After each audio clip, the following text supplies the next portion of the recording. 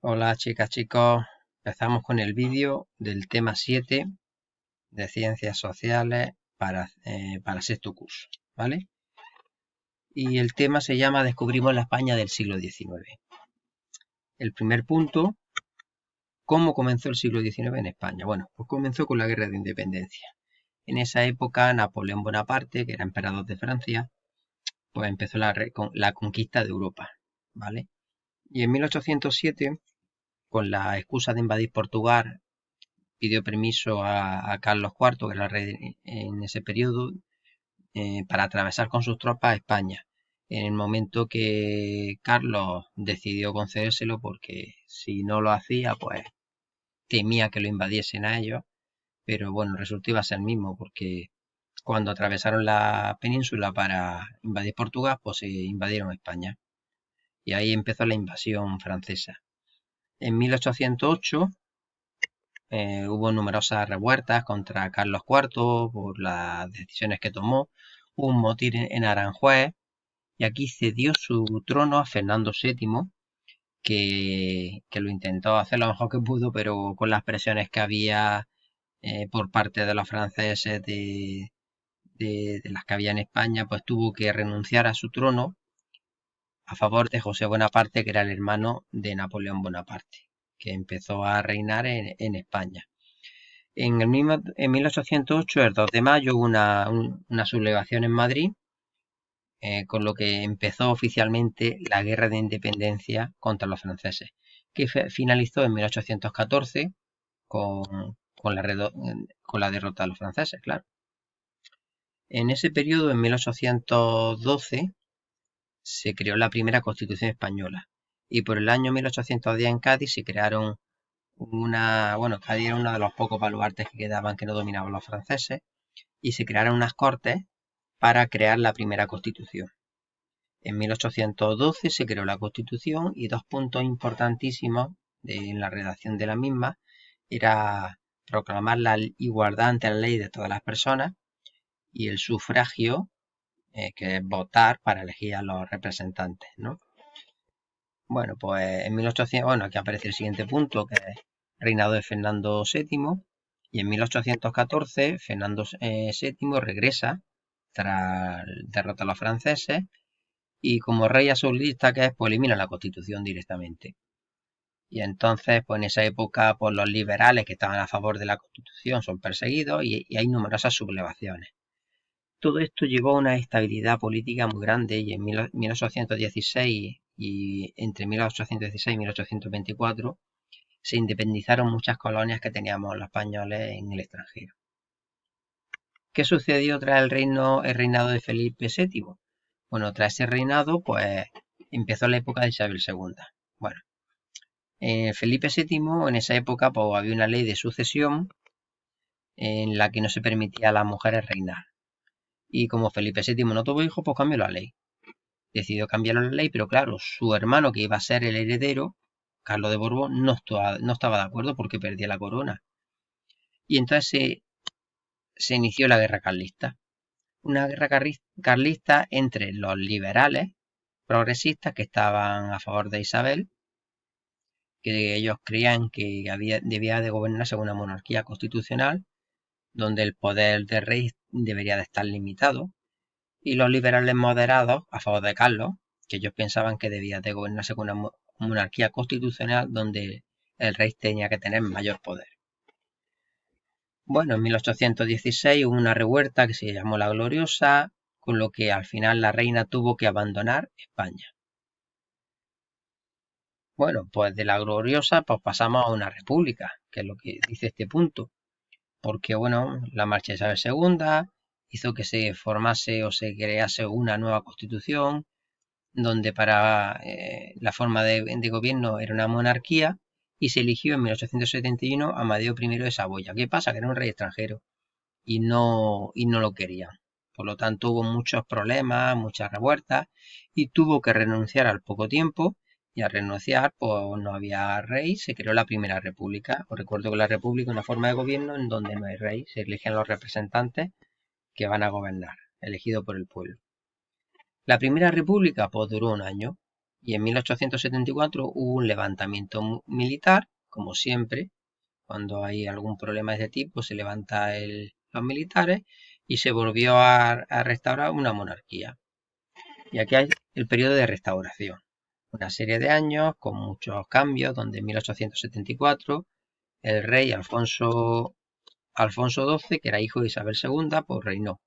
A continuación, en 1876 se creó una constitución que acordó una alternancia de gobierno entre los dos diferentes partidos de esa época, el conservador y el liberal. El conservador, pues, tenía a favor a los proletariados y al ejército, y tenía una ideología moderada. Y el Partido Liberal estaba formado apoyado por la burguesía y tenía una ideología progresista, ¿vale? Progresista, pues, menos a favor de la monarquía, y moderado, pues más a favor de la monarquía, ¿no? Del rey, del poder que ostente más poder el rey. En 1885, pues Alfonso XII murió y le sucedió su hijo Alfonso XIII, que como cuando heredó era un niño, pues su madre hizo de regente, era la que gobernaba hasta que consiguiese la mayoría de edad y se terminaron de perder nuestra última colonia. Anteriormente perdimos Filipinas, ahora ya Cuba, las que nos quedaban, ¿no? El siguiente periodo nos habla un poco de la revolución industrial en España. ¿Qué es la revolución industrial? Bueno, pues la revolución industrial son los cambios que ocurrieron debido a las nuevas técnicas, fuentes de energía y formas de trabajar. Una transformación en la sociedad y en la economía importantísima. Su origen, pues tuvo en el Reino Unido a finales del siglo XVIII. En España se desarrolló con más retraso en el siglo XIX. Y se debió al invento de la máquina de vapor y su aplicación en la industria, ¿vale? Que creó una serie de cambios en la sociedad importantes. Por ejemplo, en esa época la sociedad estaba basada en la agricultura, ganadería y artesanía, que eran los principales trabajos. Pero al crearse la fábrica y necesitar mano de obra, muchas de estas personas que trabajaban en estos oficios emigraron a las ciudades para desarrollar la producción industrial. Necesitaban mano de obra para que funcionasen las fábricas. Las primeras fábricas, bueno, pues se sustituyen los talleres artesanales por fábricas, porque son capaces de fabricar mucho más y mucho más rápido, y utilizaban el carbón como combustible para producir el vapor. En la industria textil, pues se crean tejidos, en la siderurgia hierro y acero, y en España, pues las principales industrias se encuentran en Cataluña, Asturias, Andalucía y el País Vasco. También se desarrollan nuevos medios de transporte gracias a la máquina de vapor, que son más rápidos, más seguros y más baratos. El ferrocarril, inventado en 1814 por George Stephenson, y en España el primer viaje en tren se desarrolló entre Barcelona y Mataró. El barco de vapor, que se desplazaba con el combustible del carbón para conseguir el vapor de agua, y el automóvil a finales del siglo XIX, que utilizaba como combustible el petróleo. La sociedad del siglo XIX, bueno, pues había una serie de clases sociales. La clase social alta, pues los ricos. La aristocracia, que eran nobles con tierra.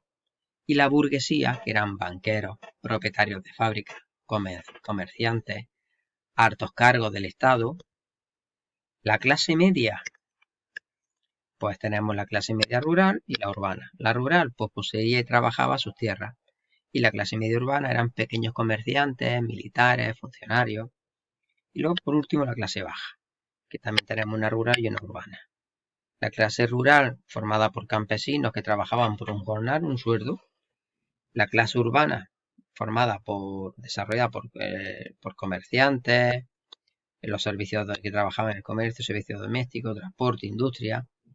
Y una clase nueva que apareció en esta época eran los obreros de la fábrica. Las condiciones de vida eran malísimas, más de 12 horas de trabajo diario, salarios muy bajos, vivían en barrios muy pobres. En esa época trabajaban los niños. Y ante la indefensión que tenían los obreros, pues empezaron a aparecer los sindicatos que se encargaban de defender los derechos de estos obreros. En cuanto a cultura en el siglo XIX, pues aparecieron nuevos estilos arquitectónicos. El neomudéjar, volver a lo anterior, que era volver al arte árabe, utilizando ladrillos, arcos de herradura, arquitectura del hierro. Evidentemente utilizaban como material principal el hierro, creaban estaciones de ferrocarril, edificios. Y el modernismo, que eran construcciones con líneas ondulantes que imitaban a la naturaleza. Y destaca Antonio Gaudí en Barcelona con los edificios tan peculiares, con esas curvas que imitan a la naturaleza. En cuanto a escultura, bueno, pues se introdujo en plazas, en jardines, estaban principalmente desarrolladas o creadas en piedra y se realizaron muchos retratos de ese tipo con escultura. Pues destacan muchos autores, Cubero, me gusta a mí. Y en cuanto a pintura, pues también tuvimos a grandes pintores de la época, de los más importantes de la historia, y hay muchos, pero bueno, a mí me gusta Goya y Sorolla.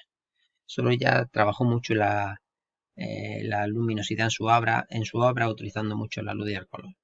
En cuanto a la literatura, pues en nuevos temas, como son el romanticismo, donde se expresan emociones, pues me gusta Rosalía de Castro y Gustavo Adolfo Bécquer.